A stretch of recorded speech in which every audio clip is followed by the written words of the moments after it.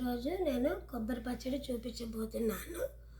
దానికి కావాల్సిన సామాగ్రి పచ్చిమిరపకాయలు 5-6 చిన్న చిన్న పచ్చిమిరపకాయలు, 3 మిరపకాయలు, కరివేపాకు,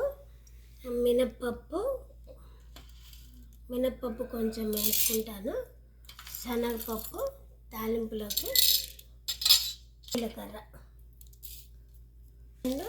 వెల్లుల్లి రెబ్బలు, కొబ్బరి, ఒక కొబ్బరికాయని నేను ఇలా కోసి పెట్టుకున్నాను.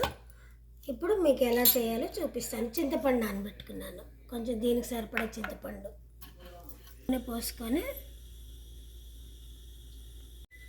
నూనె కాగాక శనగపప్పు, మినప్పప్పు, జీలకర్ర,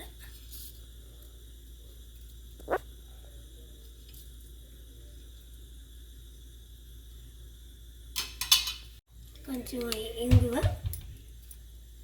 ఇలా పచ్చిమిరపకాయలు లేకపోతే చిట్లు మొహం మీద పడతాయి, ఇలా ఇరిచిగా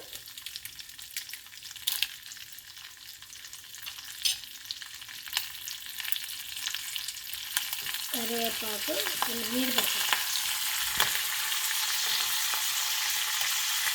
ఇది దంచేటప్పుడు మాత్రమే వేసుకోండి, దాంట్లో వేయకండి.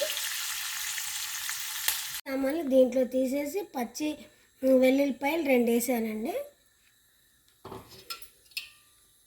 దీంట్లో కొంచెం కొబ్బరి ముక్కలు కట్ చేసుకొని వేయించాలి, తడిపోయే వరకు వేయించాలి. దీంట్లోనే చింతపండు పులుసు వేసుకోండి, ఎందుకంటే పాడలేదు, సాయంత్రం వరకు పాడేది. అప్పుడు మిక్సీ పెట్టుకుంటాను, తర్వాత చూపిస్తాను, పోపు ఎలా వేయాలో చూపిస్తాను. ఇలా తాలింపు మిక్సీలో వేసుకో, పచ్చడికి సరిపడా ఇంత ఉప్పు, ఒక స్పూను, ఫుల్ స్పూను ఉప్పు వేసుకోండి.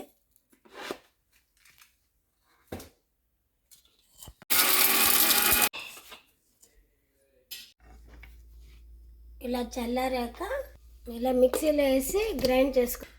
ఇంత బెల్లం ముక్క, కొంచెం చింతపండు వేసాం కాబట్టి కొంచెం బెల్లం ముక్క వేయండి, టేస్ట్ బాగుంటుంది.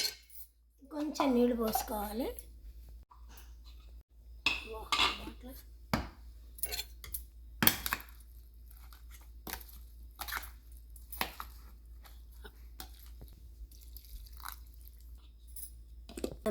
కచ్చా పచ్చాగా చేసుకోండి, మరీ మెత్తగా వద్ద, అన్నంలోకి బాగుంటుంది. ఇలా అయితే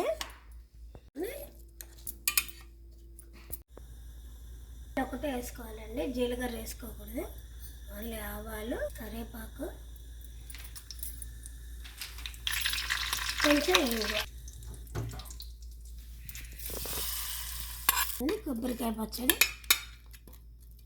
ఇది అన్నంలోకి, దోశల్లోకి, ఇడ్లీలో కూడా చాలా బాగుంటుంది.